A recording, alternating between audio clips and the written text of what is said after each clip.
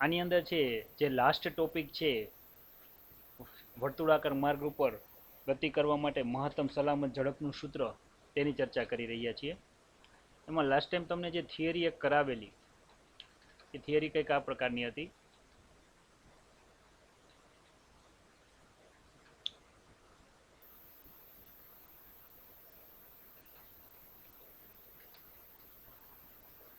કે જ્યારે કોઈ પદાર્થ છે સમતલ વક્રકાર રસ્તા ઉપર ગતિ કરતું હોય ત્યારે મહત્તમ સલામત ઝડપનું સૂત્ર શું થાય. હવે વિદ્યાર્થી મિત્રો આપણને ખબર છે કે આપણે જે વર્તુળ માર્ગે જ્યારે જતા હોય સ્ટ્રેટ માર્ગેથી, જેમ કે આપણે જ્યારે સિટીની અંદર કોઈ સર્કલ હોય તો ત્યાં 4 રસ્તા પડતા હોય. આપણે ગોળાઈ જ્યારે કરવાની હોય, બરાબર, ગોળાઈમાંથી પાસ થવાનું હોય ત્યારે હંમેશા આપણે આપણું વાહન ધીમું પાડીએ છીએ. જો ધીમું ન પાડીએ તો આપણે સીધે સીધા જતા રહીએ છીએ. શું કામ? કારણ કે ગોળાઈના ભાગ ઉપર છે આપણે જે દિશામાં છે ગોળાઈ લેતા હોય એની વિરુદ્ધ દિશામાં આપણા ઉપર એક બળ લાગતું હોય છે. આ બળ કેન્દ્રગામી બળ જેટલું જ હોય છે, જેને કહેવાય છે કેન્દ્ર ત્યાગી બળ. આથી જો ગોળાઈના માર્ગ ઉપર છે સપાટી એકદમ સમતલ હોય અને આપણા છે વાહનના ટાયર પણ સમતલ એટલે કે ઘસાઈ ગયેલા હોય તો ઘર્ષણ ઓછું થાય, આવા સંજોગોમાં છે ગાડી પલટી ખાઈ જવાનો ચાન્સ રહે છે. આના માટે મહત્તમ તમારે એની સ્પીડ કેટલી હોવી જોઈએ, અથવા તો છે ઓછી હોય તો આપણે સહી સલામત જ યાદ રાખવાનું છે. પણ જો મ્યુએસ આરજી એના કરતાં વધારે છે ગુણાકાર કરીએ તો વી મેક્સિમમ જેટલું થવું જોઈએ એના કરતાં વધારે હોય તો તમને ખબર છે આપણે પલટી ગાડી મારી જાય છે. હવે ત્યાર પછી આગળ વધીએ. તમારી આગળ એક માર્ગ એવો છે કે ઢોળાવવાળો માર્ગ છે. એના માટે આપણે ગતિ કરવા માટે FBD ને કહેવાય ફ્રી બોડી ડાયાગ્રામ. વિદ્યાર્થી મિત્રો, ફ્રી બોડી ડાયાગ્રામ એટલે શું? તો કે જે ભાગનો અભ્યાસ કરવો છે એને જ ધ્યાનમાં લેવાનો, ત્યારે પછી છે બીજા ભાગ ધ્યાનમાં લેવાના નહીં. એને કહેશું આપણે ફ્રી બોડી ડાયાગ્રામ. માટે મહત્તમ સલામત ઝડપનું સૂત્ર મેળવો. હવે વિચાર કરો, માર્ગ કેવો છે? તો કે વર્તુળાકાર છે, પણ સમતલ નથી, વક્રકાર છે.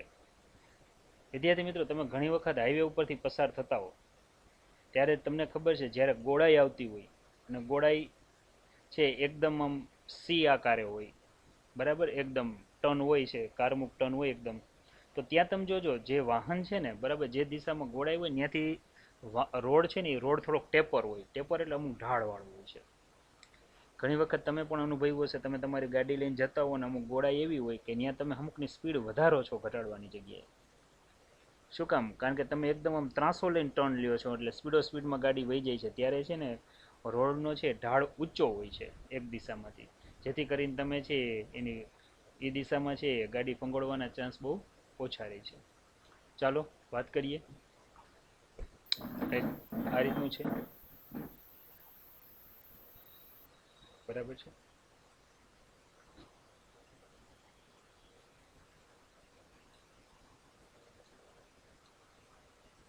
જો આખો આ વર્તુળાકાર માર્ગ છે. આ જે માર્ગ છે ને એ આખો આમ ઢોળાવવાળો છે, આમ ટેપર રોડ છે. અને ખાસ કરીને અહીંથી આમ તમે જુઓ ને, બરાબર, તો રોડ આમ થોડોક ઊંચો હોય છે સમતલ કરતાં. એટલે અહીંયા થોડોક છે આ રીતે, ટૂંકમાં બહારની કિનારી ઊંચી હોય છે. આની ઉપર જ્યારે વાહન ગતિ કરતું હોય, બરાબર, કોઈ છે આપણે બતાવીએ, આ વાહન છે એ ગતિ કરતું હોય ત્યારે એને કેન્દ્ર તરફ બળ લાગતું હોય છે, બરાબર. આ ત્રિજ્યાવાળો માર્ગ છે, આ દિશામાં છે બળ લાગતું હોય છે, જેને આપણે એમ કહીએ ઘર્ષણ બળ પૂરું પાડે છે. વધારામાં છે તમને ખબર છે કે લંબરૂપે લાગતા બળને આપણે એન કહીએ છીએ, આ તે બધી ચર્ચા છે. તો વિચાર કરો કે હવે જે આપણું જે વાહન છે એ સમતલ સપાટી નથી, એવા ઢોળાવવાળી સપાટી ઉપર છે. જો ઢોળાવવાળી સપાટી એટલે જો તમને એ બતાવેલી છે આવી સપાટી ઉપર છે. આવી સપાટી ઉપર હોય ત્યારે વાહન ઉપર કેટલા બળો લાગતા હોય છે એની વાત કરીએ. ધારી લ્યો કે અહીંયા જે આ ખૂણો બને છે, આ ખૂણો છે એ થીટા જેટલો છે. તો પેલું તો એક તો અધો દિશામાં બળ લાગતું હોય છે. અધો દિશામાં જે બળ લાગે એને વાહનનું વજન બળ કહેવાય, એને mg સાઇન વડે દર્શાવાય. યાદ રાખીએ કે સપાટી છે, આ સપાટીને છે લંબરૂપે એક બળ લાગતું હોય છે, બરાબર. સપાટીને જે લંબરૂપે જે બળ લાગે ને એને આપણે લંબ બળ કહીએ છીએ. હવે આ તમારે હોમવર્કમાં ગણવાનું છે. જો આ ખૂણો થીટા હોય તો યાદ રાખવાનું આ ખૂણો પણ થીટાનો જ થાય. અભિકોણની વ્યાખ્યા પ્રમાણે લ્યો તો સામેનો ખૂણો પણ કેટલો થાય? થીટાનો જ થાય. થીટાની આ પાસેની બાજુ છે, પાસેની બાજુને કોસ થીટા ઘટક કહેવાય, એટલે પાસેની બાજુનો ઘટક થાય n કોસ થીટા ઘટક. થીટાની સામેની બાજુ એટલે આ બાજુ જ સબાચકોના નિયમ પ્રમાણે હું અહીંયા લઈ શકું તો એ કેટલો થાય? n સાઇન થીટા જેટલો થાય. વધારામાં તમને ખબર છે ઘર્ષણ બળ અહીંયા જો કેન્દ્ર તરફ લાગે છે, વાહનના ટાયર અને સમતલ સપાટી વચ્ચે. એનો અર્થ એવો થયો કે ઘર્ષણ બળ આ દિશામાં લાગે છે. આ ઘર્ષણ બળ શું છે? એફ. બરાબર. યુગ્મકોણની વ્યાખ્યા પ્રમાણે જો આપણે હાલીએ, બરાબર, તો આ ખૂણો છે એ થીટા હોય, તો આ ખૂણો પણ છે કેટલાનો થાય? થીટાનો જ થાય. થીટાની છે પાસેની બાજુ થાય, તો અહીંયા એફ છે, તો આપણે અહીં લખશું એફ કોસ થીટા. એની સામેની બાજુ એટલે આ બાજુ થાય, પણ એને આપણે સબાચકોના નિયમ પ્રમાણે આ બાજુ બતાવીએ તો થાય એફ સાઇન થીટા. થોડુંક આકૃતિમાં ફાસ્ટ ફોરવર્ડ થયું હોય તો હું રિપીટ કરું છું આકૃતિ, ધ્યાન આપજો. અહીં આપણી આગળ છે કોઈ એક માર્ગ છે, એ થીટા જેટલા ઢોળાવવાળો માર્ગ છે. ધારી લ્યો કે આ ખૂણો 30નો છે ફોર એક્ઝામ્પલ. હવે આની ઉપર શું છે? તો કે આની ઉપર છે, બરાબર, આની ઉપર છે કોઈ એક ગાડી છે, આપણે વિચારીએ.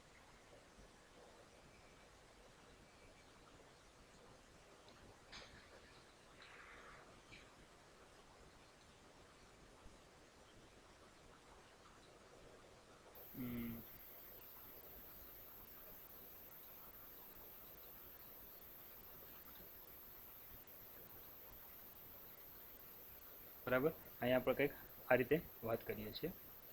હવે આની ઉપર અહીંયા કોઈ એક ગાડી છે.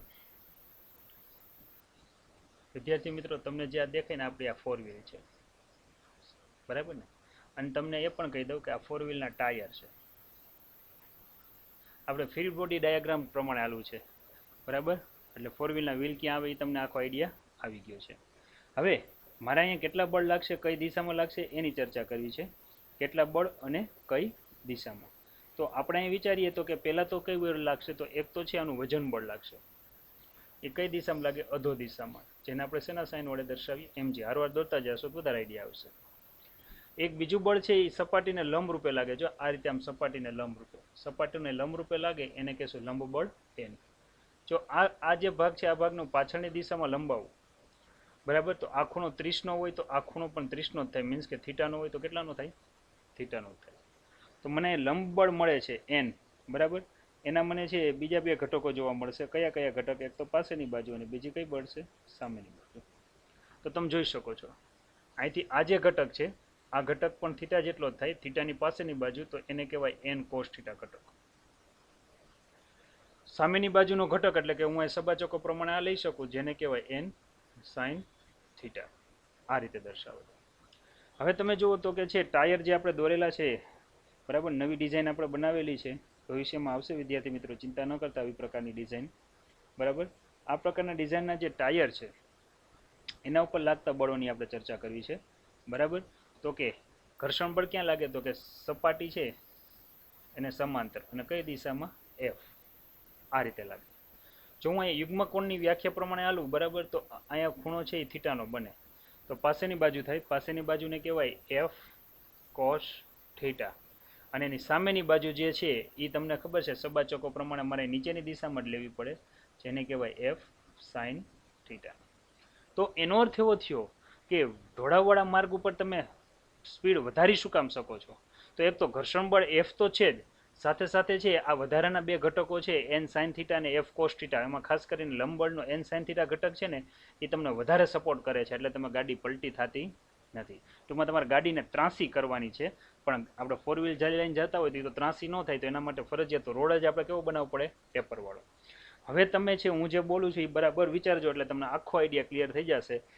તમે છે જ્યારે ક્યારેય છે બાઇકની રેસ આવતી હોય ત્યારે એ રેસર છે બાઇક ગોળાઈ ઉપર કઈ રીતે ચલાવતા હોય વિચારો. એ કદાચ છે 100ની સ્પીડે જતો હશે રેસર, બરાબર, તો ગોળાઈ આવશે તો ત્યાં સ્પીડ ઘટાડીને 30ની સ્પીડ નહીં કરી નાખે. જો એટલી કરે તો વાહવાળા છે એ આગળ થઈ જાય. તો એને 100ની સ્પીડમાં જ જવું છે, એટલે શું કરશે? પોતાની બાઇક એકદમ નમાવી દેશે. જેમ નમાવી દેશે એમ આ n sin થીટા ઘટક છે ને કેન્દ્રગામી બળમાં ઉમેરાઈ જશે. પહેલા કયો ઘટક છે? માત્ર ને માત્ર કે આ f cos થીટા ઘટક જ ભાગ ભજવતો હતો ઘર્ષણ બળનો, કેન્દ્રગામી બળ તરીકે એને જકડી રાખવા માટે. હવે તમે બાઇક જેવી નમાવો એટલે છે લંબ બળનો જે આ n sin થીટા ઘટક છે ને એમાં એડ થઈ જશે. એનો અર્થ એવો થયો કે કેન્દ્રગામી બળ વધી જશે. આવા સંજોગોમાં છે તમારી જે બાઇક છે એ વિરુદ્ધ દિશામાં ક્યારેય પલટી મારશે નહીં, જો તમે છે થોડાક ત્રાસા થાવ તો. હવે આપણી આગળ બાઇક નથી, આપણી આગળ 100ની સ્પીડે ચાલે એવી બાઇક નથી કે નથી રસ્તા, પણ આપણી આગળ સાયકલ છે. ઘરે, ખેતરે, ગામડે ગમે ત્યાં જતા હો, જ્યાં વળાંકવાળો રસ્તો આવે, બરાબર, ત્યાં પ્રયોગ કરવો સલામત રીતે. થોડીક સ્પીડ વધારવી સીધા રોડ ઉપર. જેવી ગોળાઈ આવે છે ને તમારે શું કરવાનું, હેન્ડલ સીધું જ રાખવાનું, વાળવાનું નહીં. હું તમને ત્રાંસા થવાનું નથી કહેતો. તમારે શું કરવાનું છે, હેન્ડલ કેવું રાખવાનું, ગોળાઈ આવે તો એ સીધું જ રાખવાનું. જો તમે જેવું હેન્ડલ ત્રાંસું કરશો ને એટલે સીધો જ આ એન સાઇન થીટા ઘટક છે ને તમને જકડી રાખશે, આરામથી ગોળાઈ પાર કરી શકશો. પણ હેન્ડલ સીધું જ રાખો, બરાબર છે. આ રીતનો રસ્તો છે, તમે અહીંયાથી છે આ બાજુ જઈ શકો છો ને હેન્ડલ વાળો જ નહીં અને સીધે સીધું રાખો તો તમે સીધે સીધા વયા જાઓ. જેવું અહીંથી વાળશો એટલે અહીંથી છે આ ઘટક આ તમને ખેંચી રાખશે અને તમે આરામથી છે ગોળાઈ પાર કરી શકશો. તો વિદ્યાર્થી મિત્રો, આપણી આગળ જે હવે માર્ગ છે એ ઢોળાવવાળો માર્ગ છે, યાદ રાખજો. વક્રકાર ખરો, ઢોળાવવાળો, પરંતુ છે સમતલ છે નહીં. હવે આનું મારે સૂત્ર તારવવું છે. હવે જો હું તમને એક બળ ગણાવી દઉં. એક તો તમે જોઈ શકો છો કે વજન બળ mg લાગે છે અધો દિશામાં, બરાબર છે. બીજું સપાટીને લંબ રૂપે બળ લાગે છે અને લંબ બળ n કહેવાય, બરાબર છે. વધારામાં છે લંબ બળના બે ઘટક, n cos θ ઘટક અને n sin θ ઘટક. સપાટીને સમાંતર લાગે છે કેન્દ્ર તરફ ઘર્ષણ બળ, એના પણ બે ઘટક, f cos θ ઘટક અને f sin θ ઘટક. તો આપણે થોડુંક આ વર્ણન લખી લઈએ પહેલા, કે વાહન પર 3 બળો લાગે છે. પહેલું, વાહનનું વજન બળ mg અધો દિશામાં. ઢોળાવવાળા સપાટીને લંબ રૂપે જે બળ લાગે એને આપણે કહીએ છીએ લંબ બળ, n કહીએ છીએ, બરાબર છે. લંબ બળ n કહીએ છીએ. અને સપાટી અને સમાંતર જે લાગે છે એને કહીએ છીએ ઘર્ષણ બળ f. હવે લંબ બળના કેટલા ઘટકો છે તો આપને ખબર છે કે લંબ બળના બે ઘટકો છે, n cos θ અને n sin θ. ઉધ્વ દિશાના ઘટકને n cos θ કહેવાય અને સીધી દિશાના ઘટક એટલે સમક્ષિતિજને n sin θ. ઘર્ષણ બળના પણ બે ઘટક, કયા કયા ઘટક અહીં આપણે લખેલું છે, f sin θ અને f cos θ. તો અધો દિશામાં છે એ છે f sin θ છે અને સમક્ષિતિજ દિશામાં છે f cos θ ઘટક છે. આ પાંચેય બળને છે વાહનનું ગુરુત્વ કેન્દ્ર પર લાગતા હોય એટલે કે બરાબર મધ્યમાં લાગતા હોય એ પ્રમાણે વિચાર કરીએ છીએ ફ્રી બોડી ડાયાગ્રામ પ્રમાણે. તો ચાલો સાદુરૂપ લઈએ, બરાબર. અહીંયા હું વિચાર કરું કે સમતોલન સ્થિતિમાં, સમતોલન સ્થિતિમાં એટલે કે છે વાહન છે હવામાં નથી ઉડતું કે નથી જમીનની અંદર ઘરી જતું, તો કયા કયા બળને સમતોલે તમે સીધું જ જોઈ શકો છો કે અહીંયા છે f sin θ અને mg કોને સમતોલતું હશે, n cos θ ને. તો મારે અહીં લખવું પડશે mg પ્લસ f sin θ કોને સમતોલે, n cos θ ને. હું mg ને સૂત્રનો કરતા બનાવું તો શું લખાશે, તો અહીં લખાશે n cos θ minus f sin θ. આ જે સમીકરણ છે આને નંબર 1 આપી દઉં છું, સમીકરણ નંબર 1. ચાલો હવે સમતોલન સ્થિતિમાં છે ઉધ્વ દિશામાં લાગતા અથવા તો છે શિરોલંબ દિશામાં લાગતા બળો લઈએ. શિરોલંબ દિશાના મેં બળોની ચર્ચા કરી. હવે મારે જે ચર્ચા કરવી છે સમક્ષિતિજ દિશાના બળોની ચર્ચા કરવી છે, સમક્ષિતિજ, બરાબર છે, બળો. ચાલો સમક્ષિતિજ બળો કયા કયા છે તમને ખબર છે કે f cos θ અને બીજું કયું છે n sin θ. એ કોના જેટલું છે તો એ કેન્દ્ર તરફ લાગે છે એટલે આ કેન્દ્રગામી બળ છે ને એ પૂરું પાડે છે. તો અહીંયા હું લખું કે fc છે, બરાબર છે, જેને આપણે કેન્દ્રગામી બળ કહીએ છીએ, બરાબર છે. એ કોના જેટલું થશે તો કે છે n sin θ પ્લસ શું આવશે f cos θ. આપણને ખબર છે કે fc ઇઝ ઇક્વલ ટુ શું થાય, તો આપણને ખબર છે mv²/r થાય, બરાબર. શું લખશું આપણે, n sin θ plus f cos θ, n sin θ plus f cos θ, આવું કંઈક લખાશે. આ જે આપણા માટે સમીકરણ છે આ સમીકરણને નંબર આપી દઈએ, સમીકરણ નંબર 2 નામ આપી દઈએ. વિદ્યાર્થી મિત્રો, મારે 2 અને 1 નો ગુણોત્તર લેવો છે. 2 અને 1 નો હું જે સાદુરૂપ આપું છું એને સ્ક્રીનશોટ લેતા જાજો, 2 અને 1 નો ગુણોત્તર લેતા, બરાબર છે. તો અહીંયા મારે લખવું પડે mv²/r બરાબર લખવું પડશે n sin θ વત્તા અહીંયા આવશે f cos θ અને છેદમાં શું આવશે એની વાત કરીએ. સમીકરણ 1 કંઈક આવું છે, mg n cos θ minus f sin θ, n cos θ minus f sin θ અને mg. ચાલો mm કેન્સલ, તો આપણે અહીંયા છે લખી શકો v²/r ઇન્ટુ શું આવશે g, આવું લખી શકો. વધારામાં છોકરાઓ અહીંયા શું કરીએ આપણે, ઉપર નીચે છે આપણે કોસ થીટા વડે ભાગી નાખીએ. તો અહીંયા આવશે n, અહીંયા આવશે સાઇન થીટા, છેદમાં છે કોસ થીટા, પ્લસ અહીંયા આવશે f કોસ થીટા, છેદમાં અહીંયા આવશે કોસ થીટા, બરાબર, છેદમાં અહીંયા આવશે n કોસ થીટા, છેદમાં અહીંયા આવશે કોસ થીટા, માઇનસ f અહીંયા આવશે સાઇન થીટા, છેદમાં શું આવશે કોસ થીટા. હવે અહીંયા મેં ઉપરની જે ગણિતનો નિયમ છે, જેટલા વડે ગુણો એટલા વડે ભાગો, તો એ જ સમીકરણને અહીં લખીએ. સમીકરણની જમણી બાજુના દરેક પદને કોસ થીટા વડે ભાંગી નાખો, એટલે ભાંગતા, બરાબર, ભાગતા આવે, ભાંગતા ન આવે. હાલો બોલો, આમાં કઈ કઈ શું કેન્સલ થશે ને શું રહેશે? કોસ થીટા કેન્સલ થઈ જશે, તો આપણને આખું સમીકરણ આવું મળશે, v² પણ શું મળશે, rg. ચાલો જોવાય, સાઇન છેદમાં કોસ એટલે અહીંયા આવશે n, અહીંયા શું લખાશે ટેન થીટા. ત્યારબાદ આપણને કિંમત છે વત્તા f કોસ છેદમાં કોસ, એટલે તો કેન્સલ થઈ જશે, અહીંયા i કેન્સલ થઈ જશે, વત્તા f આવશે, વત્તા f, છેદમાં શું વધે છે, અહીંયા પણ n આવશે, કોસ કોસ કેન્સલ થાય છે, માઇનસ f ના અહીંયા શું આવશે ટેન થીટા, આવું આવશે. ધારી લો વિદ્યાર્થી મિત્રો કે અહીંયા આપણે મહત્તમ સલામત ઝડપનું સૂત્ર તારવું છે.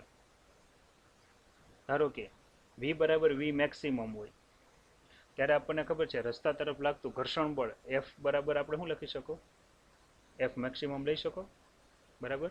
તો અહીં કિંમત મૂકીએ, ચાલો, v² મેક્સિમમ છેદમાં શું આવશે r ઇન્ટુ g, બરાબર શું આવે n, અહીંયા શું આવે ટેન થીટા, વત્તા અહીંયા શું આવશે સ્થિતિ કરતા ગતિ લખી શકો તમારી અનુકૂળતા મુજબ. તો હું અહીંયા fs મેક્સિમમ લખું છું, અને અહીંયા હું લખું છું n, માઇનસ અહીંયા આવશે fs મેક્સિમમ ઇન્ટુ શું આવશે ટેન થીટા, આવું કંઈક આવે છે.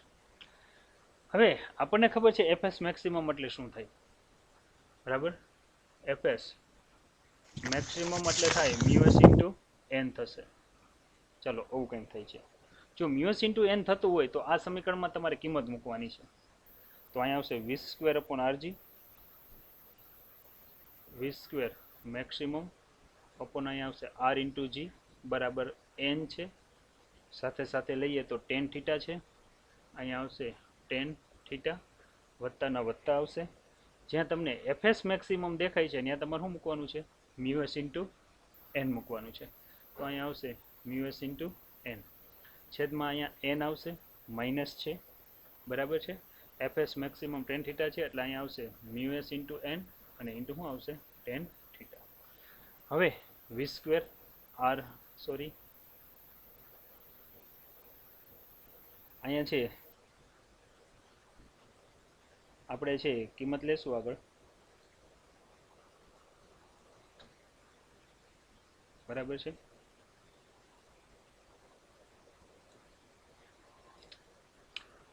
v² મેક્સિમમ છે, rgને હું સામેની સાઈડ લઈ જાઉં છું એટલે rg આવશે, કાઉન્સમાં તમે જોઈ શકો છો બંને બાજુથી n કોમન નીકળે છે એટલે n આવશે, પાછો કાઉન્સ આવશે, અહીંયા આવશે ટેન થીટા વત્તા શું આવશે તો કે મ્યુએસ આવશે.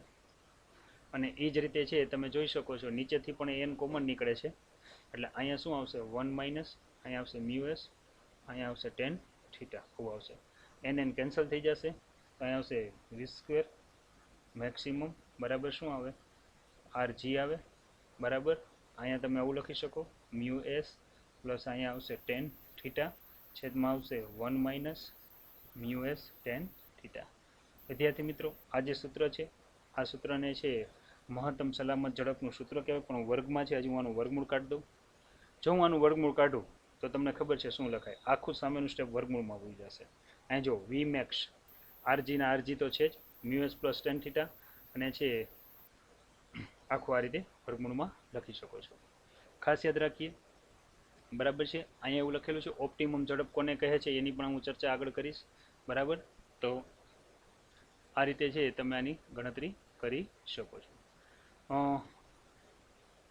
વી મેક્સિમમ ઓકે, ઓપ્ટિમમ ઝડપની છે ચર્ચા પછી કરીએ, પહેલાં હું તમને આખું આ સૂત્ર લખાવી દઉં. તો અહીંયા આવશે વી મેક્સ બરાબર, આખું અંડરરૂટમાં જશે. અહીંયા આર ઇન્ટુ જી આવશે, અહીંયા આવશે મ્યુ એસ પ્લસ આપણે અહીંયા લખીએ ટેન થીટા છે, અને છેદમાં શું લખશું 1 minus mu S into ten theta. આ જે સૂત્ર છે આ સૂત્રને છે મહત્તમ સલામત ઝડપનું સૂત્ર કહેવાય છે, ખાસ યાદ રાખીએ. બરાબર છે, આ સમીકરણને ઢોળાવવાળા માર્ગ ઉપર મહત્તમ સલામત ઝડપનું સૂત્ર કહેવાય છે. વિદ્યાર્થી મિત્રો ખાસ યાદ રાખજો, અહીં ક્યાંય પણ પદાર્થનું દળ નથી આવતું, તેથી કોઈ પણ દળના પદાર્થ માટે લાગુ પડે છે. કોઈ પણ દળના પદાર્થ માટે આ સૂત્ર લાગુ પડે છે. કદાચ તમે સાયકલ લઈને જતા હો તોય ભલે અને આગળ વધો તોય ભલે. ઘણીવાર એવું બનતું હોય છે કે વાહનનો જે ગોળાવાળો માર્ગ છે એકદમ લીસો હોય, વાહનના ટાયરે લીસા હોય, તો ઘર્ષણ 0 હોય. આવા સંજોગોમાં છે 0 હોય નહીં, પણ આપણે આદર્શ પરિસ્થિતિમાં ગણી લઈએ તો ત્યારે માત્ર ને માત્ર અહીંયા ઘર્ષણ આ બળ તો 0 થઈ જવાનું, તો માત્ર n sin θ ઘટક જ તમને વર્તુળ માર્ગે ગતિ કરાવશે. બરાબર, ત્યારે આપણે સ્પીડ ધીમી રાખવી પડશે, વધારે સ્પીડમાં છે આપણે જઈ શકીએ નહીં. તમને ખબર છે કે આપણે સંગીત ખુરચી રમતા હોય સ્કૂલની અંદર, પણ નાનપણમાં રમેલા હોય. સંગીત ખુરચીની અંદર શું હોય, વચ્ચે 4-5 ખુરચી મૂકેલી હોય અને ગોળ ગોળ ફરવાનું હોય. જ્યારે ગોળાઈ આવે ને ત્યારે આપણે થોડી બ્રેક મારવી પડે. જો બ્રેક ન મારી સીધા સીધા હાલ્યા જાય, તમને ખબર છે. બરાબર છે, એટલે જો લાંબો ગાળો લ્યો, ત્રિજ્યા મોટી હોય તો પણ છે તમે ઝડપથી ચાલી શકો, પણ ટૂંકો ગાળો હોય તો ઝડપથી તમારે વળવું પડતું હોય છે. હવે ખાસ મારે તમને એ સમજાવવું છે ઓપ્ટિમમ ઝડપ કોને કહેવાય. અહીં જો શબ્દ આવ્યો છે ઓપ્ટિમમ ઝડપ, કે જ્યારે આવો લીસો માર્ગ હોય ત્યારે આ સૂત્રમાં ઘર્ષણ 0 થઈ જાય. હવે જો હું અહીંયા 0 મૂકી દઉં અને અહીંયા 0 મૂકી દઉં, બરાબર, તો સૂત્ર શું વધે, અહીંયા પ્લસ છે, ખાસ યાદ રાખજો. બરાબર, તો જો સૂત્ર એવું આવશે. હવે આનું સાદુરૂપ આપવું અને જો આખું સૂત્ર લઉં તો આ સૂત્ર આવે. આના ઉપરથી આપણે એક દાખલો ગણશું. જો ઘર્ષણ 0 હોય ત્યારે કેન્દ્રગામી બળ માત્ર ને માત્ર છે, ઘર્ષણ બળનો કોઈ ફાળો નથી હોતો. બરાબર, લંબબળનો જ ફાળો હોય છે. આથી ઢળાવવાળા વક્રમાર્ગ ઉપર આ ઝડપે જતા ટાયરને લાગતો ઘસારો ન્યૂનતમ થઈ જાય છે. આ ઝડપને કેવી ઝડપ કહેવામાં આવે છે, ઓપ્ટિમમ ઝડપ તરીકે ઓળખવામાં આવે છે. અને ખાસ કરીને છે V0 કરતા છે V હોય તો આ સંજોગોમાં ઢાળ ટૂંકમાં આપણે ઘણી વખત છે ગાડી આ રીતે, તમને ખબર છે તમારા ઘરે પાર્કિંગ હશે, ડેલો હશે, આ ડેલો છે બરાબર, એનો ઢાળ છે ચડવાનો, તમારે ગાડી અહીંયા પાર્ક કરવી છે. ખાસ યાદ રાખજો, જો તમારે ઢોળાવવાળા માર્ગ ઉપર પાર્ક કરવી હોય ગાડી, તો તમે મને કહો ઘર્ષણ કઈ બાજુ લાગતો હશે, તમે આમાં હેન્ડ બ્રેક ખેંચેલી રાખો છો, ત્યારે ઘર્ષણ હંમેશા ગતિની વિરુદ્ધ દિશામાં લાગે, એ તમારે યાદ રાખવાનું. બરાબર, તો આવા બધા કોયડાઓ છે આપણે આ ચેપ્ટરની અંદર છે સરળતાથી લઈ શકીએ એમ છીએ. બરાબર, તો વિદ્યાર્થી મિત્રો અહીંયા છે આ ચેપ્ટરની છે થિયરી છે એ પૂર્ણ થઈ જાય છે.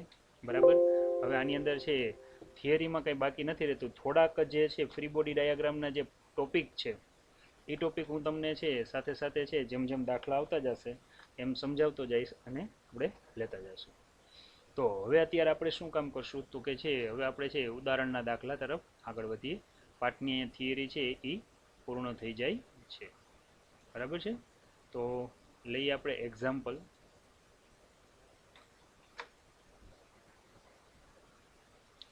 ચાલો, ન્યૂટન આવે છે, કપડાં બદલાવીને આવે છે. થિયરીની અંદર છે બ્લેક એન્ડ વ્હાઇટ ફોટો હતો, પરંતુ આ જ ફોટો જ્યારે છે આ ભાઈ છે દાખલા ગણવા બેસે છે, હવે નિયમ તો મળી ગયા છે, સાબિતાઈ થઈ ગયા છે, હવે માત્ર એને છે દુનિયા સમક્ષ મૂકવાના છે, એટલે પોતે પણ કલરફુલ થઈ જાય છે. તમે જોઈ શકો છો આજુબાજુ કેટલા ચોપડા લઈને બેઠા છે. બરાબર ને, તમને ખબર છે આ વ્યક્તિનું નામ શું છે? વિદ્યાર્થી મિત્રો હું તમને આનું હોમવર્ક આપીશ, આ દાખલા જાતે ગણજો, કારણ કે 1 થી 5 દાખલા આપણે કોર્સમાં નથી એટલે હું નહીં ગણાવું. બરાબર, અને હાવ હેલા છે, જો માત્ર થિયરિકલ દાખલા છે એટલે એમાંય બહુ કંઈ છે આપણે કંઈ ટેન્શન લેવાનું છે નહીં. બરાબર છે, ઉદાહરણ નંબર 1 આ યાદ રાખો, અહીં લખું છું HW. આવડે તો ગણજો, ન આવડે તો ચિંતા નહીં કરવાની. 5.2 એકદમ સહેલા છે, વેગ અને પ્રવેગના જ દાખલા છે. બરાબર, ત્યારબાદ છે 5.3 HW નો અર્થ થાય હોમવર્ક, તમારી પ્રેક્ટિસ માટે. ત્યાર પછી છે 5.4 અને છે 5.5. બરાબર, 5.4 5.5 આ બધા હોમવર્કમાં છે. હવે જે હું 5.6 થી ગણાવીશ એ મારે તમને ગણાવવાના છે, કારણ કે એ આપણે છે આ વખતે 30% કોર્સમાંથી છે એને બાકાત રાખ્યા નથી. શું દાખલા છે, શું રકમ છે ચર્ચા કરીએ. 5.6 કે આકૃતિમાં દર્શાવ્યા પ્રમાણે 6 કિલોગ્રામ લંબાઈ 2 મીટર 6 કિલોગ્રામ દળ છે, 2 મીટર લંબાઈની દોરડું છે, બરાબર. મધ્યમાં 50 ન્યૂટન બળ છે, સમક્ષિતિજ દિશામાં લાગે છે. તો સંતુલન સ્થિતિમાં દોરડું ઉધ્વ દિશા સાથે કેટલાનો ખૂણો બનાવશે? જીનું મૂલ્ય કંઈક આપેલું છે. હવે જો અહીંયા તમને 3 આકૃતિ આપી છે. આ કઈ આકૃતિ છે એને હું અહીં દોરું તો વધારે ખ્યાલ આવે. જો આ રીતે છે, આ એક દોરડું છે, એના છેડે અહીંયા એમ દળનો પદાર્થ લટકાવેલો છે. હવે શું કીધું છે કે આ દોરડા ઉપર આ દિશામાં બરાબર વચ્ચેથી એફ દિશામાં બળ લાગે. તો તમે વિચારો કે જો એફ દિશામાં બળ લાગે તો દોરડું આ બાજુ જશે, અને અહીંથી આ બળ છે એ વજન બળ તો અધો દિશામાં છે જ mg, એટલે આ દિશામાં બળ લાગ્યું એ કેટલું બળ લાગ્યું? f જેટલું. તો સમક્ષિતિજ સાથે આ કેટલાનો ખૂણો બનાવશે? આ તમારે ખૂણો ગોતવાનો છે. રકમ સમજાણી? તમને ખબર છે જેવી દોરીને ખેંચશે એટલે દોરીમાં તણાવ ઉત્પન્ન થશે, એટલે તણાવ બળ છે ને એ આ બાજુ લાગશે, જેને હું ટી વડે દર્શાવું, જેને હું ટેન્શન ફોર્સ પણ કહી શકું. તો અહીંયા કયા કયા બળો એકબીજાને સમતોલે છે, બરાબર, આપણે એની ચર્ચા કરીએ તો આપણે ખ્યાલ આવી જાય સીધે સીધો, બરાબર. જેમ કે જો આપણે લઈએ તો કે એફ આ બાજુ લાગે છે, તણાવ બળ છે એ આ બાજુ લાગે છે. તો ઉધ્વ દિશામાં જે બળ લાગશે, બરાબર, આ ખૂણો થીટા છે, જો અહીં ઝેડ રચાય છે, તો આ ખૂણો પણ કેટલાનો થાય? થીટા. ટીની પાસેની બાજુ થાય, પાસેની બાજુને કોસ થીટા ઘટક કહેવાય, તો અહીંયા શું લખાય? T cos theta. ટીની સામેની બાજુ એટલે જો મારે આ લેવી પડે, પણ હું એને અહીંયા બતાવું છું, બરાબર, સબાચકોના નિયમ મુજબ. જો આ રીતે લઉં છું, બરાબર, આ ટી હતું, તો આને મારે શું લખવું પડશે? T sine theta. હવે સમતોલન સ્થિતિમાં અહીંયા પદાર્થનું દળ એમ જેટલું છે, એટલે વજન બળ કઈ દિશામાં લાગશે? mg અધોર દિશામાં. તો વિદ્યાર્થી મિત્રો તમે વિચારો કે આ એફ છે ને એ ટી સાઇન થીટાને સમતોલે, અને ટી કોસ થીટાને કોણ સમતોલે? mg સમતોલે. મારે માત્ર થીટા ગણવાનો છે, યાદ રાખજો. તો હું આ ઉપરથી હાલું છું, અહીં લખું આકૃતિ પરથી સમતોલન સ્થિતિની વાત કરું, બરાબર, તો એફ છે એ ટી સાઇન થીટાને સમતોલે છે. આ થયું સમીકરણ નંબર 1. અને વજન બળ mg છે એ ટી કોસ થીટાને સમતોલે છે. આ થયું સમીકરણ નંબર 2. હજી એકવાર જોઈ લ્યો. ટી કોસ થીટા વજન બળ mg ને, અને એફ છે ટી સાઇન થીટાને સમતોલે. અહીંયા હું 1 અને 2 નો ગુણોત્તર લઉં છું. જો 1 અને 2 નો ગુણોત્તર લઉં તો એફ ના છેદમાં અહીંયા આવશે mg આવશે, અહીંયા શું આવશે? ટી સાઇન થીટા, છેદમાં શું આવશે? ટી કોસ થીટા, બરાબર. સાઇનના છેદમાં કોસ એટલે ટેન આવશે, બરાબર. ચાલો, નેચરલ ટેનનું વિદ્યાર્થી મિત્રો મદદ લેવી પડશે ને, તમારી આગળ હશે, બરાબર. તો હું અહીં લખું છું એફ એટલે કેટલું છે? 50. એમ એટલે જે પદાર્થનું આપણને દળ આપ્યું છે 6 કિલોગ્રામ છે. ગુરુત્વ પ્રવેગ આપણને 10 લેવાનો કીધો છે, બરાબર. શું આવે? Ten theta. મીંડું મીંડું કેન્સલ થશે, તો અહીંયા આવશે ટેન થીટા બરાબર આવશે 5/6. થીટા બરાબર ટેન ઇનવર્સ 5/6 કરો જી, લગભગ 0.83 સમથિંગ આવું કંઈક આવે છે. તમને નેચરલ ટેન ખબર છે, હવે આવડે છે, એટલે હું અહીંયા છે વધારે બહુ ડીપમાં નહીં જાઉં. લગભગ તમારી કિંમત છે આટલી આવી જોઈએ. હોમવર્કમાં ટ્રાય કરી લેજો, અત્યારે કદાચ ન થઈ શકે તો, બરાબર. તો 39 અંશ અને 48 મિનિટ અથવા નિયર એબાઉટ તમારે લખવું હોય, બરાબર, તો તમે છે 40 અંશ પણ લખી શકો, બરાબર. તો લગભગ આટલાનો ખૂણો બનતો હશે. એકદમ સહેલો દાખલો છે, બરાબર. આમાં જે તમને બધી કસરતો બતાવી છે એના કરતાં આ જે આકૃતિ જોશો તો તમને સરળતાથી સમજાઈ જશે. ક્લિયર છે? ચાલો, 5.7 બોક્સ અને ટ્રેનના તળિયા વચ્ચેનો ઘર્ષણાંક આપેલો છે. ઘર્ષણાંકને આપણે મ્યુએસ વડે દર્શાવીએ 0.15. તો બોક્સને સ્થિર રહેવું છે તો ટ્રેનનો મહત્તમ પ્રવેગ કેટલો હોય? ચાલો, બોક્સને ચાલવું નથી તો આપણે છે ટ્રેનનો પ્રવેગ કેટલો હશે, આ સમીકરણ આપણે ગોતવાનું છે. હવે વિદ્યાર્થી મિત્રો, જ્યારે છે બોક્સ, આપણે એવું કહીએ, વિચારીએ કે આ તળિયું છે, એની ઉપર કોઈ બોક્સ પડેલું છે એમ દળનું, આનું વજન બળ અધો દિશામાં લાગે છે, તો સપાટી દ્વારા ઉધ્વ દિશામાં લાગતા બળને એન કહીએ છીએ. આની ઉપર પરિણામે એફ જેટલું બળ લાગે છે, એટલે કે ટ્રેન છે એફ બરાબર એમ એ મેક્સિમમ સમથિંગ વિચારીએ, હાલો, બરાબર ગતિ કરે છે.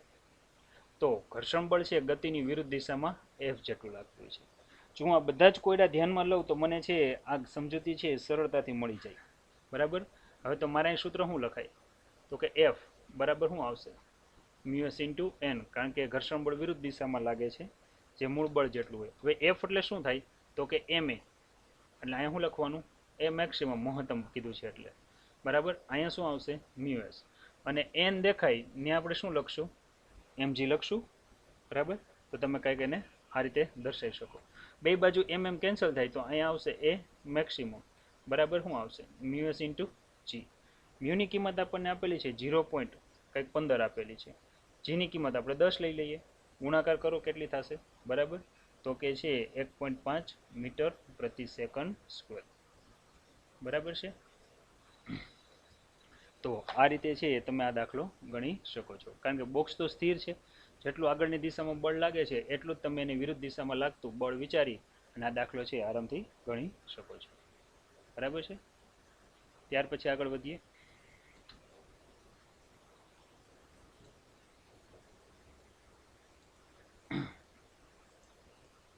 જો 5.8 શું કહે છે બરાબર. પાછો વિદ્યાર્થી મિત્રો એ જ આવ્યો. આ દાખલાને હું પાછું દોરીશ અહીંયા કે આકૃતિમાં એક 4 કિલોગ્રામ દળનો એમ બરાબર 4 kg સાથે ક્રમશઃ ઢાળ કરતા ધીરે ધીરે છે 15 અંશનો ખૂણો બને છે. કેટલા અંશનો 15 અંશનો. પેલા સપાટી સમાંતર છે કે જેમ જેમ છે અહીંથી આ સપાટી ઊંચી થતી જાય છે અને ખૂણો 15 અંશનો બને છે ત્યારે છે આ ખસવાની શરૂઆત થાય છે, ત્યાં સુધી ખસતો નથી. હવે આ પ્રયોગ તમારે કરવો હોય તમે કરો, તમારી હાથેળી સીધી રાખો બધાય ડાબુ કે જમણી હાથની, એના ઉપર તમારે છે એક નોટ મૂકો, બંધ કરીને મૂકજો. હવે હથેળીની જે આંગળીઓ છે એને જમીન ઉપર લેતા જાઓ, ધીરે ધીરે લેતા જાજો. શરૂઆતમાં છે ચોપડી નીચે નહીં પડે, પણ અમુક કરતાં વધારે તમે આંગળીઓ જમીન તરફ લઈ જશો, અમુક કોણે વધારે નમાવશો તો ચોપડી છે ને હવે ખસવાની આણી ઉપર હશે. એથી જો વધારે લઈ જાઓ તો સીધું જ છે ચોપડી નીચે તરફ પડી જાય. તમને ખબર છે આ પ્રકારના પ્રયોગ આપણે કરતા હોઈએ છીએ. ત્યારે મેક્સિમમ એંગલ કેટલાનો હોવો જોઈએ જ્યારે આ બોક્સ ખસવાની અહીં ઉપર હોય ત્યારે? આકૃતિ દોરું તો વધારે ખ્યાલ આવશે. જો પહેલાં સમતલ સપાટી છે, પછી હવે ધીરે ધીરે ખૂણો વધારે જવાનો છે. ધારી લ્યો ખૂણો વધારીને આટલો લઈ જાય છે અને બોક્સ ત્યારે છે ખસવાની અણી ઉપર હોય છે. કઈ દિશામાં? નીચેની દિશામાં. આ જે ખૂણો છે એ શું લખશું આપણે? થીટા. ખાસ યાદ રાખવાનું છે ઘર્ષણ બળ હંમેશા ગતિની વિરુદ્ધ દિશામાં લાગે, વજન બળ અધો દિશામાં લાગે. કેટલું હોય? mg. સપાટીને લંબ રૂપે લાગે એ બળને આપણે શું કહીએ છીએ? લંબ બળ n. તમને ખબર છે આ ખૂણો પણ કેટલાનો થાય? થીટાનો થાય. તો અહીંથી જો હું આ એંગલ લઉં બરાબર, તો થીટાની પાસેની બાજુ એટલે કે એને કહેવાય mg. શું બોલાય? કોસ થીટા બોલાય. ઘર્ષણ પદાર્થ નીચેની બાજુ જાય છે બરાબર, તો ઘર્ષણ બળ છે ગતિની વિરુદ્ધ દિશામાં લાગે. જો આ દિશામાં લાગશે, જેને હું કહું છું fs બરાબર. તો તમે જોઈ શકો છો કે જો હું અહીં સબાચકો લઉં તો આ જે એંગલ છે એ થીટા જેટલો હોય તો એની સામેની બાજુ જે સપાટીને સમાંતર ઘટક છે, જો આ સામેની બાજુ એટલે આ થાય, એના છે સમાંતર ઘટક એટલે આવડો આ ભાગ થાય, જે કેટલો હોય તો કે અહીંયા લખશું mg. શું લખવાનું મારે રહ્યું? Sine theta. તો સમતોલન સ્થિતિમાં હોય તો કયા કયા બળ એકાબીજાને સમતોલે? તમે જો ઘર્ષણ દિશા આ બાજુ લાગે છે તો અહીંયા છે તમે એવું કહી શકો કે fs છે એ કોને સમતોલે? mg sine theta. જો યાદ રાખજો પદાર્થ હજી ખસતો નથી, ખસવાની અણી ઉપર છે. પછી તમે કહી શકો તો કે છે અધો દિશા અને ઉધ્વ દિશામાં લાગતા બળો કયા કયા છે? તો કે તમે જોઈ શકો જો આ n છે એ કોને સમતોલે? તો કે mg cos થીટાને. તો કે અહીંયા n છે એ કોને સમતોલે? mg cos થીટાને. સમીકરણ નંબર આ 1 છે, આ જે છે એ 2 છે. મારે શું કરવાનું તમને આઈડિયા છે? સમીકરણ 1 અને 2 નો ગુણોત્તર લેવાનો છે. તો કે fs છેદમાં શું લખશું? n લખશું બરાબર. શું આવશે? mg અહીંયા શું આવે? સાઇન થીટા છેદમાં mg શું આવશે? Cos theta. એનો અર્થ એવો થયો કે અહીંયા શું લખવાનું રહ્યું? ટેન થીટા લખવાનું. વળી આગળ વધીએ બરાબર. તો અહીંયા છે સૂત્ર એવું આવ્યું કે ટેન થીટા બરાબર આવશે fs. ખસવાની એની ઉપર હોય ત્યારે લાગતું ઘર્ષણ બળ પણ મહત્તમ હોય, છેદમાં શું આવશે? n આવશે. હવે તમને ખબર છે અહીંયા તમારે શું લખાય? મ્યુએસ ઇન્ટુ n, કારણ કે fs મેક્સિમમ બરાબર થાય mu s into n. n cancel, તો અહીંયા લખાશે ટેન થીટા બરાબર શું આવશે? મ્યુએસ. તો થીટા બરાબર અહીંયા લખાય ટેન ઇનવર્સ ઇન્ટુ શું લખાય મ્યુએસ. હવે રકમમાં આપણે મ્યુએસની કિંમત આપી છે નથી આપી, ઘર્ષણાંક જ ગોતવાનો છે. ઓકે ઓકે ચાલો 10-15 અંશ લેવાનું છે બરાબર ને, તો પછી હવે ડાયરેક્ટ થઈ ગયું, મારે આ સ્ટેપ નહીં લખવું પડે.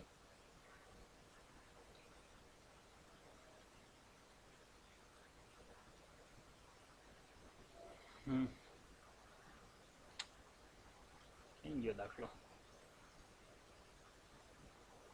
8 નંબરનો હતો ને. ઓકે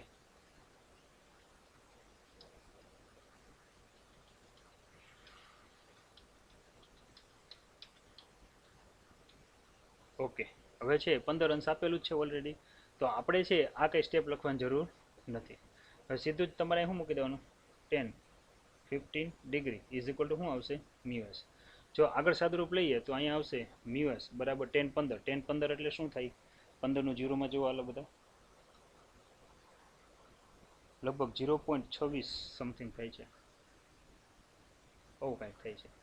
તો તમે કહી શકો કે ઘર્ષણાંક નિયર અબાઉટ 27 કરી નાખું જેટલો થાય. તો વિદ્યાર્થી મિત્રો આ દાખલા છે એ તમારે ગણતરીમાં લ્યો ત્યારે છે તમારે થોડુંક વર્ણન લખવું પડે, પણ સમજૂતીમાં તમે આને સીધા આ રીતે સોલ્વ કરી શકો અને જવાબ ડાયરેક્ટ લાવી શકો. 5.9 ચાલો આ દાખલો તમારે સમજવાનો છે. 5.9 શું કહે છે કે આકૃતિમાં દર્શાવ્યા પ્રમાણે એક ટ્રોલી અને સપાટી વચ્ચેનો ઘર્ષણાંક આપેલો છે મ્યુએસ 0.04. તો બ્લોક અને ટ્રોલીના તંત્રનો પ્રવેગ કેટલો હશે? ટોટલ પ્રવેગ ગણવાનો છે. આખું તંત્ર ગતિ કરતું એટલે ટોટલ પ્રવેગ. અને દોરીમાં ઉત્પન્ન થતું તણાવ બળ પણ કેટલું હશે? સમજો ટ્રોલી ઘર્ષણ રહે અહીંયા સપાટી ઉપર છે, આ ગરેડી છે, દોરી છે નીચે તરફ ખેંચાય છે, નીચેની દિશામાં કેટલું બળ લાગે છે? 30 ન્યૂટન બરાબર.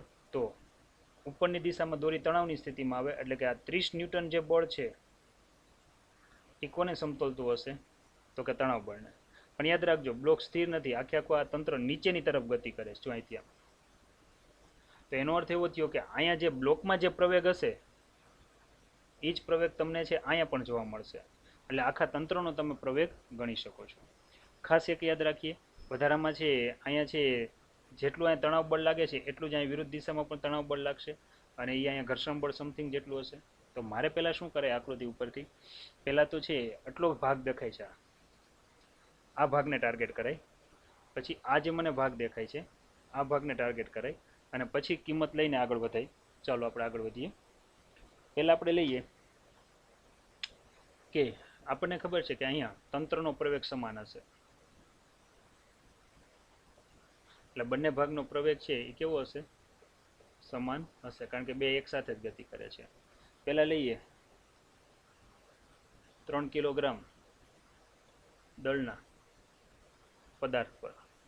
હવે 3 કિલોગ્રામનો જે પદાર્થ છે આ 3 કિલોગ્રામ પદાર્થ બરાબર, એનું વજન બળ અધો દિશામાં છે જેનું હું mg વડે દર્શાવું. એ ઓલરેડી મને 30 ન્યૂટન આપેલું છે.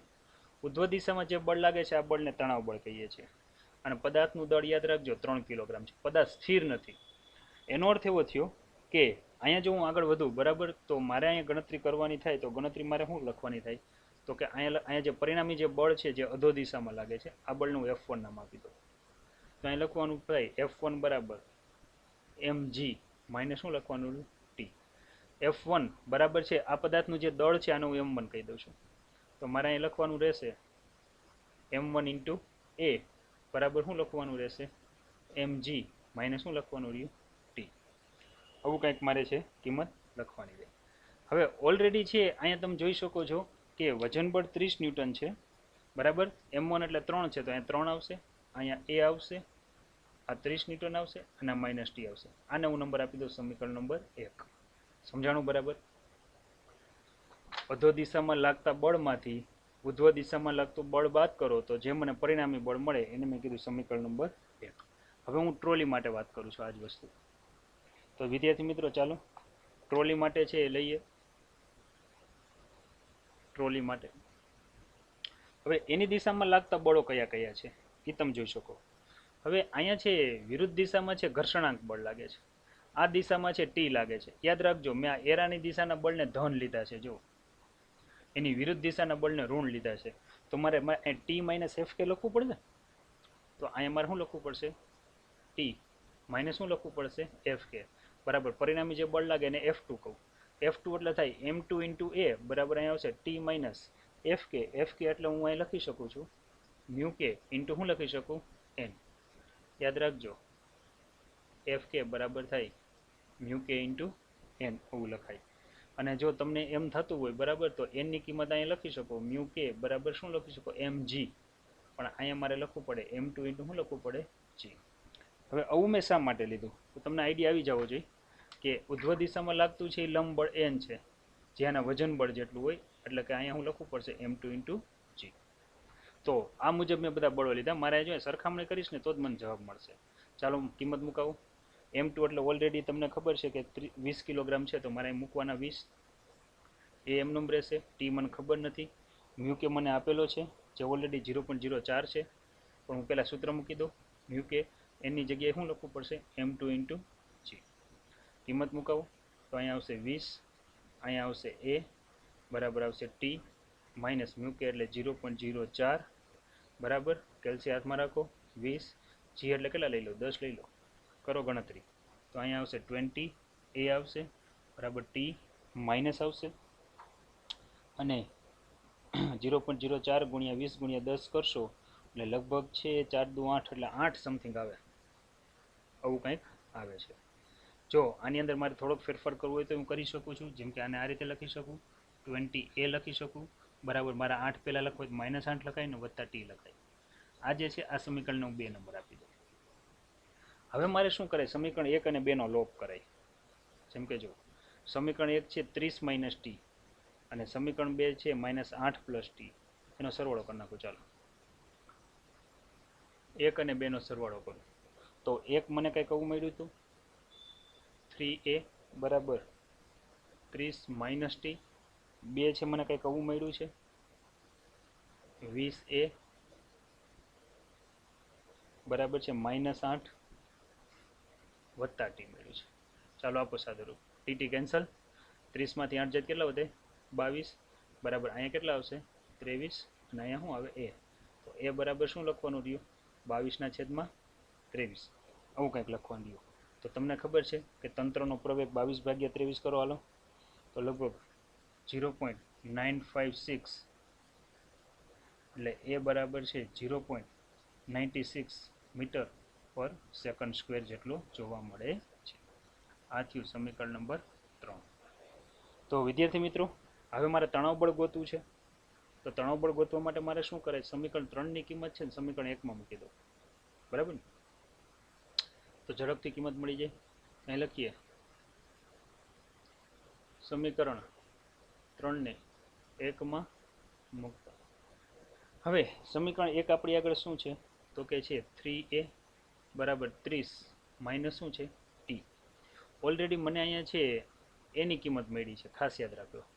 જો હું ટીને સૂત્રનો કરતા બનાવું બરાબર, તો માઇનસ આ બાજુ આવશે તો 30 માઇનસ શું આવશે? 3a.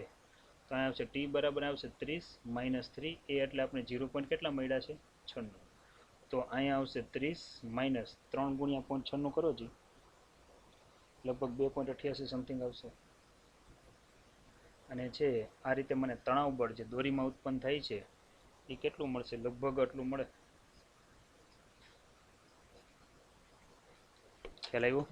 તો આ રીતે છે આ દાખલો પૂર્ણ થાય છે. ફરી વાર આખો સમજાવી દઉં. જો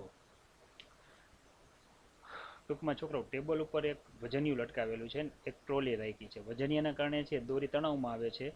વજનિયું જેમ જેમ નીચું જતું જેમ ટ્રોલી આગળ આગળ ખસતી જશે. જેટલી સ્પીડથી છે વજનિયું નીચે જશે એ જ પ્રમાણે ટ્રોલી ખસશે, એટલે આખા તંત્રનો પ્રવેગ સમાન હશે. તો મેં અહીંયા ફ્રી બોડી ડાયાગ્રામ એટલે અલગ અલગ ભાગ પાડ્યા. જેમ કે પરિણામી બળ આપણને 3 કિલોગ્રામ પદાર્થ ઉપર લાગતું અધો દિશામાં બળ 30 ન્યૂટન છે, જે વજન બળ જેટલું છે. સ્થિર નથી, નીચે જાય છે, એટલે દોરી તણાવમાં આવે છે. તો 30 માંથી મારે ટીને બાદ કરાય પહેલાં. બરાબર, એટલે મને જે સમીકરણ 1 મળ્યું. હવે સેમ કન્ડિશન એ ટી માંથી મારે એફ કે બાદ કરવું પડે, એટલે સમીકરણ નંબર જો મને 2 મળશે. 1 અને 2 નો મેં લોપ કર્યો અને પ્રવેગ ગોઈતો, અને પ્રવેગની કિંમત મેં કોઈ પણ એક સમીકરણમાં મૂકી દો, પહેલા બીજામાંથી. તો બંનેમાં છે તમને એક સમાન છે કિંમતો મળી જાય છે. આગળ વધીએ. 5.10 શું કહે છે? 18 કિલોમીટર પ્રતિ કલાકની ઝડપે રહેલો સાયકલ સવાર એક સમતલ પર 3 મીટર ત્રિજ્યાનો તીવ્ર વર્તુળાકાર વળાંક ઝડપ ઘટાડ્યા સિવાય લે છે તો ટાયર અને રસ્તા વચ્ચેનો સ્થિત ઘર્ષણાંક 0.1 હોય તો વળાંક લેતી વખતે સાયકલ સવાર લપસી જશે. ચાલો તમને ઝડપ આપી છે.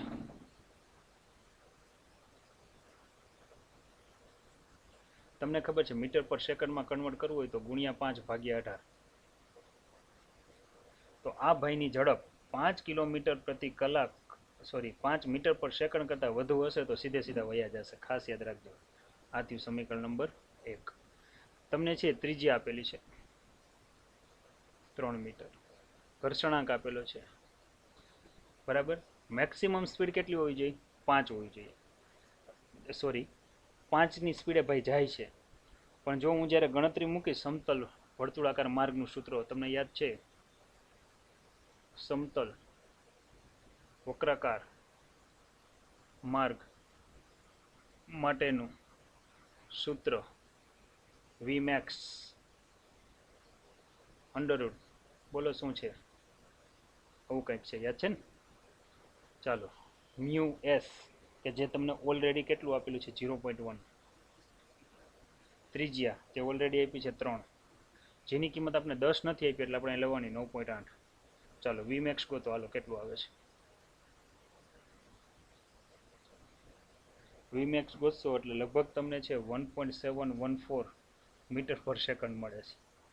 આ ભાઈની ઝડપ જો આ વક્રાકાર માર્ગ ઉપર 1.714 કરતાં વધુ હશે ને તો ભાઈ છે ને સીધે સીધા જ જવાના છે. એ આપણે યાદ રાખવાનું છે બરાબર. પણ ઓલરેડી ભાઈ કેટલી સ્પીડે જાય છે એને આપણે અગાઉ કહી દીધું છે 5 મીટર પર સેકન્ડ. હોવી કેટલી જોઈએ? આટલી. તો એનો અર્થ એવું થયું ભાઈનું શું થશે? અહીંયા લખીએ Vmax લેસ દેન શું છે V માટે ભાઈ સ્લીપ થઈ જશે. ક્લિયર ને? બરાબર ને? તો આ રીતે છે આવા દાખલા છે એ આપણે સરળતાથી ગણી શકીએ બરાબર. એટલા માટે તમે વિચારો કે હવે જ્યારે તમે વાહન લઈને જતા હો તો ક્યારેક સ્પીડના બોર્ડ લગાડેલા હોય છે કે ભાઈ વર્તુળાકાર માર્ગ ઉપર ગતિ કરવા માટે મહત્તમ ઝડપ 30ની રાખવી અને આપણે 60 જતા હોય. પછી છે જેમ્સ બોન્ડની જેમ આપણે અને આપણી ગાડી બે હવામાં હોય, થોડાક સમય પછી નીચે હોય.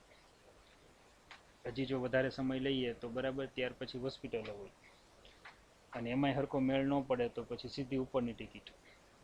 એટલે ધ્યાન રાખવું કારણ કે તમે ફિઝિક્સ ભણો છો, સમજો છો, ક્યારે શું કરવું એ તમને આઈડિયા હોવો જોઈએ. હાલો 5.11 ખૂટતા જ નથી દાખલા. ન્યૂટનભાઈનું ચિત્ર જોયું તમે? સફરજનામું જોવે બીજે કંઈ જોવે છે? વિચારે છે કે સફરજન હમણાં નીચે પડશે. કાંઈ વાંધો નહીં, હાલો આ દાખલો તમારે ગણવાનો છે.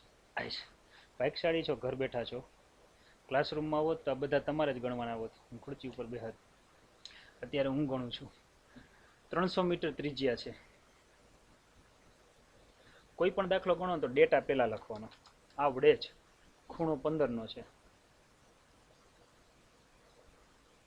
ઢોળાવવાળો માર્ગ છે, યાદ રાખજો. જો એવું લાગે ને અંડરલાઈન કરવાનું. રેસાકાર પૈડા અને માર્ગ વચ્ચેનો ઘર્ષણાંક 0.2 છે. તો ઘસારવા નિવારવા માટે ઓપ્ટિમમ ઝડપ કેટલી હોવી જોઈએ? V0. થિયરીમાં હમણાં જ આપણે કરાવ્યું. અને છે મહત્તમ ઝડપ કેટલી હોવી જોઈએ? Vmax. ત્યાંથી પહેલાં આપણે છે ને Vmax ગોતી લઈએ પછી આગળ વધીએ. આપણને ખબર છે કે વક્રાકાર માર્ગ ઉપર છે ઓપ્ટિમમ ઝડપ અને મહત્તમ સલામત ઝડપનું સૂત્ર શું થાય? મહત્તમ સલામત ઝડપ બરાબર છે, જેને છે આપણે છે Vmax સાઇન વડે દર્શાવીએ. તો Vmax બરાબર અંડરરૂટ, તમને આખું ઇક્વેશન આવડે છે, RG ઇન બ્રેકેટ બરાબર છે. ઇક્વેશન થશે mu S plus ten theta છેદમાં આવશે 1 minus mu S ten theta. ચાલો ગણતરી તમે કરી શકો. આર કે જેની કિંમત આપણને આપેલી છે 300 આપેલી છે ને 300 મીટર. જી કે જે 9.8 મ્યુએસ 0.2 પ્લસ 10 15. હવે 10 15ની કિંમત કેટલી થાય એ તમને ખબર છે, એ બધી તમારે હવે જાતે મૂકવાની છે. 1 માઇનસ 0.2 અને અહીં શું લખવાનું 10 15. બરાબર, કેટલી કિંમત થાય એ તમે જોઈ લેજો. 15નું 0માં જોવાનું છે. બધું જ સાદુરૂપ આપશો. બરાબર, તો સાદુરૂપ આપતા વીમેક્સ તમને કેટલી જોવા મળશે? લગભગ 38.12 જોવા મળશે. અને એ પણ શું આવશે? મીટર પ્રતિ સેકન્ડ. ચાલો, આ થઈ ગયું. 10 15ની કિંમત યાદ રાખજો, 0.2679 થાય છે. બરાબર છે, પાછી બરાબર. તો કંઈક આટલી આપણને કિંમત જોવા મળે છે, 0.2679. હવે આપણે ઓપ્ટિમમ સ્પીડ પૂછી છે. બરાબર છે, એટલે તમને ખબર છે ત્યારે છે મ્યુએસ બરાબર 0 હોય. અને આ ઇક્વેશન આપણે હમણાં જ થિયરીમાં મેળવ્યું, ઓપ્ટિમમ ઝડપ.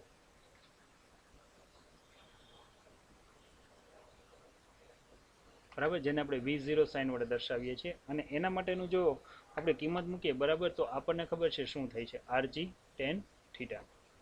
અને આ ખાસ કરીને યાદ રાખીએ કે ઓપ્ટિમમ ઝડપમાં મ્યુએસ બરાબર 0 હોય છે. તમે આગળના સમીકરણમાં જુઓ, જ્યાં મ્યુએસ દેખાય ત્યાં 0 મૂકો તો ખાલી rg tan θ વધે છે. આથી જો અહીંયા કિંમત મૂકીએ તો √r, ની કિંમત આપણને ખબર છે કેટલી છે, 300 g, કે જે 9.8 છે. અને અહીંયા આવશે 10 15 અંશ. બરાબર, એટલે જો કિંમત લઈએ તો અહીંયા આવશે 300 9.8 આવશે. 10 15ની કિંમત 0.26 સમથિંગ થાય છે, 0.26 સમથિંગ એટલે કંઈક એટલી થઈ છે.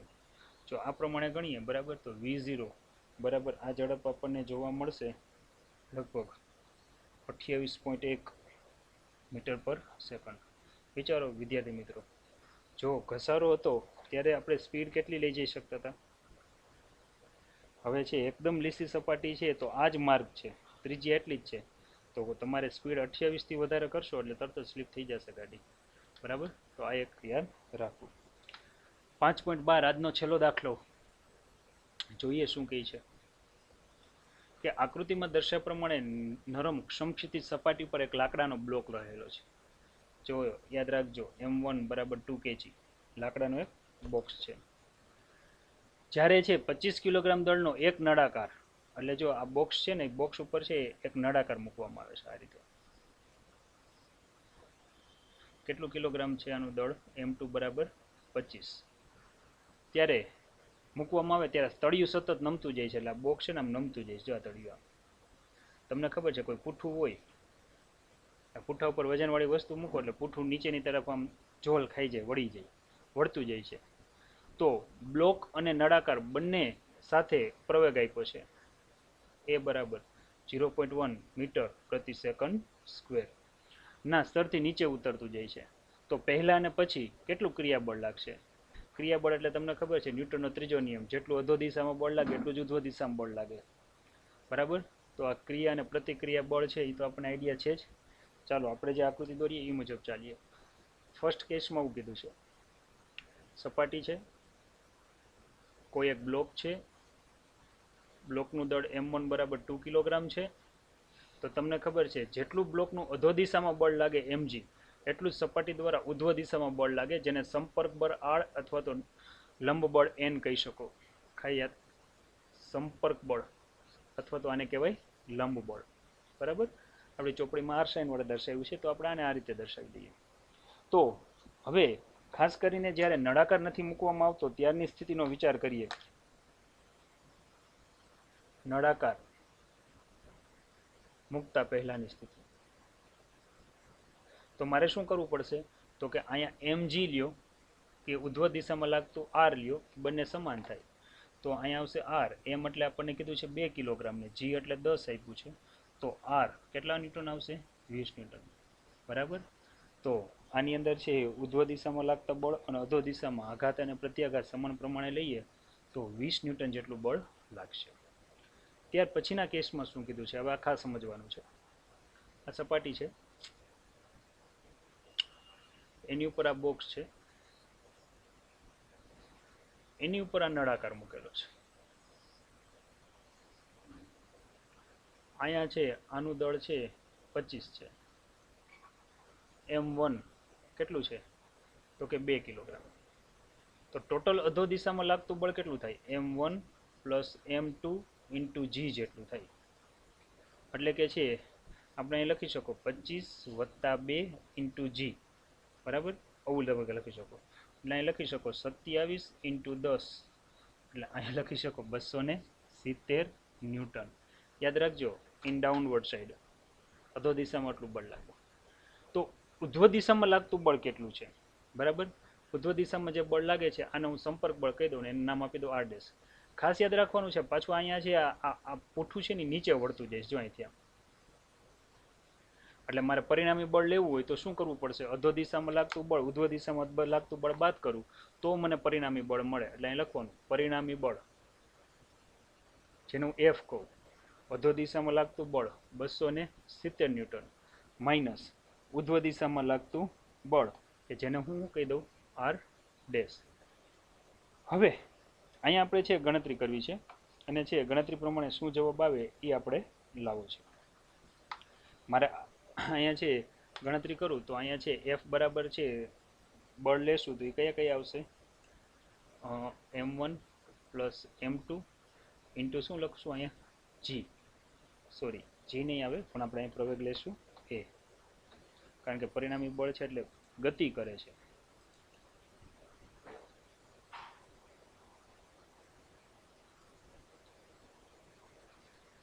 અમુક પ્રવેગ સાથે આખું તંત્ર નીચે તરફ જાય છે, પૂઠું નીચે વળે છે, નળાકારે નીચે વળે છે. બરાબર આવશે 270 માઇનસ શું આવશે? r'. હવે આપણને ખબર છે આ કેટલું આવશે? 27. પ્રવેગ ઓલરેડી આપણને અહીંયા આપેલો છે 0.1 આપેલો છે, તો અહીંયા મૂકીએ આપણે 0.1. 270 માઇનસ શું આવશે? r'. તો આની જો હું કિંમત ગણતરી કરું, બરાબર, તો અહીંયા મારે લખવું પડે 2.7 બરાબર 270 માઇનસ શું આવશે? r'. જો હું r' ને ટાર્ગેટ કરું, બરાબર, તો અહીંયા આવશે 270 માઇનસ શું લખવું પડે? 2.7. તો આ રીતે છે ઉધ્વ દિશામાં લાગતું સંપર્ક બળ લઈએ, બરાબર, 270 માઇનસ 2.7 કરો તો લગભગ 267.3 ન્યૂટન જેટલું લાગશે. તો વિદ્યાર્થી મિત્રો, આ પ્રકારના દાખલા છે તમે ગણી શકો છો. અહીંયા આપણે ઉદાહરણ પૂર્ણ